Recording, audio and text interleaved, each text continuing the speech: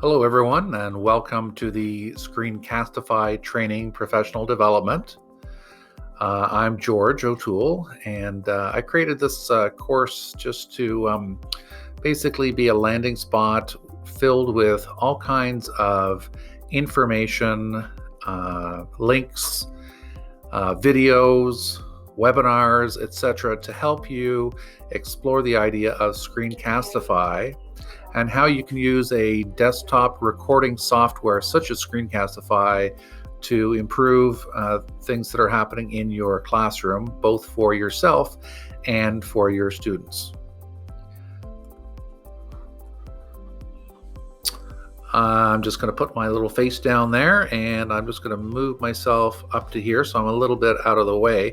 I'm just going to walk you through what this course contains. And hopefully it'll give you a chance of where you're going to start and or finish in this PD day.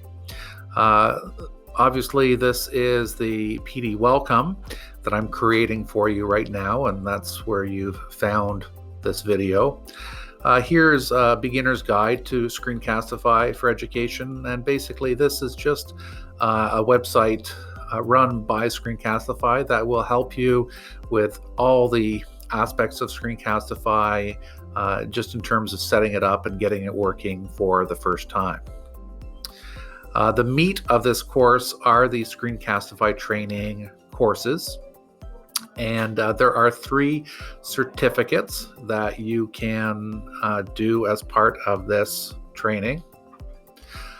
We have the Master the Screencast certificate, we have the Screencastify Genius certificate, and we also have the Master the Screencast Junior. This is the certificate that I need to see for anyone that needs the ILP credit. Everyone else, just take the course. You will also get the certificate, but you don't have to show it to me if you don't need the ILP credit. The more advanced training is this Screencastify Genius certificate, and that's hosted by Alice Keeler, and she'll walk through some of the ways you can use Screencastify with other applications. And finally, this is Master the Screencast Junior, and what that is a course for students, and it teaches them how to use Screencastify, and also has some information for them on digital citizenship, which is very important these days. This is where anyone who needs the ILP credit, and it's a technology at the point of instruction credit for this afternoon. The full day session is the TPI and TPL, the technology at the point of instruction and technology at the point of learning credits. And if you need the credit, click on here and it will give you specific instructions of what you need to do in order to achieve that ILP credit. Down here is a section on ways to use Screencastify, and these are actually some really good articles. 5 ways to start the new year with Screencastify, 10 ways to use Screencastify for formative assessment, 24 ways to create great classroom videos, and 50 different ways that you can use Screencastify. And all of these are worth you opening up and taking a look at. We also have some coaching exemplars. And I have this one here, which I recommend that you watch. This one basically shows you all the aspects that you can use in terms of Screencastify, in terms of, in any case, it'll show you all the different things that you can, in fact, do with Screencastify, because there's all kinds of little tweaks that you could do to make your videos more engaging, more focused, and things like that. So that's a good one to watch at the beginning. Here's another one I've shown you. This is basically a YouTube video that I uploaded, and it's what I used for the October staff meetings for my schools. And basically what it is me talking about how you can use Google Classroom Stream and make it work better for yourself and for your students. And I used Screencastify, but I also used WeVideo. And by combining the two, you can create some pretty impressive videos with good transitions, background music, and all that kind of fun stuff.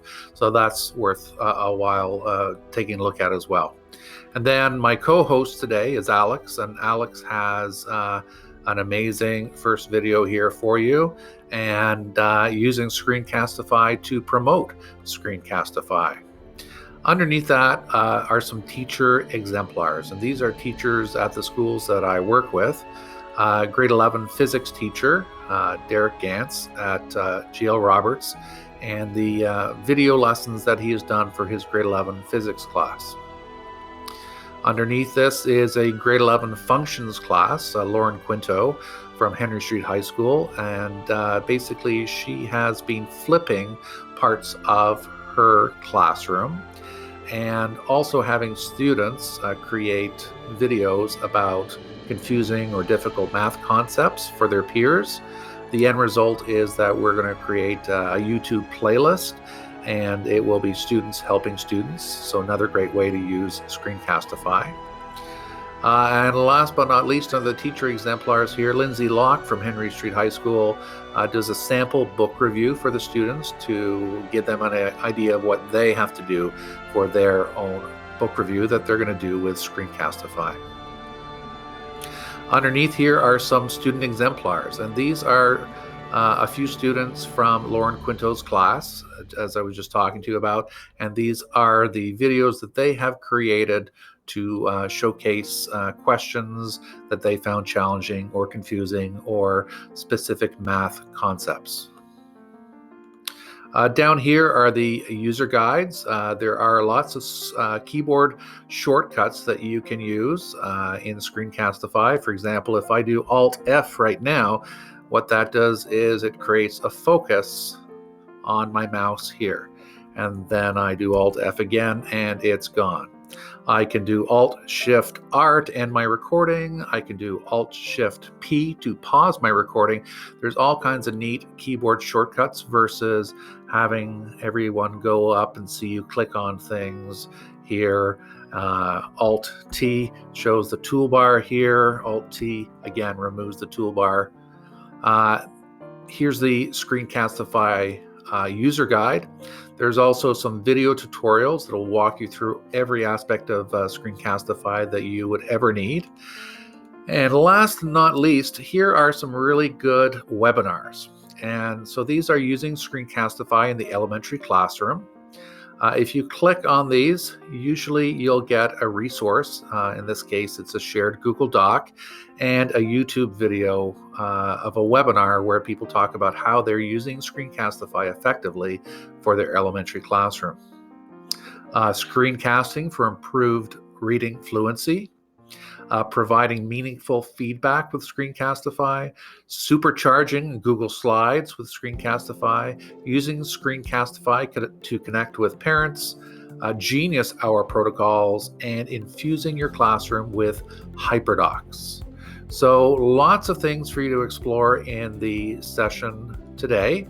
And as I say, nothing is mandatory for you to submit unless you are doing the ILP credit, in which case you're going to want to go up here and click on your instructions here. In order to receive the training, you need to do the credits, you need to do the following.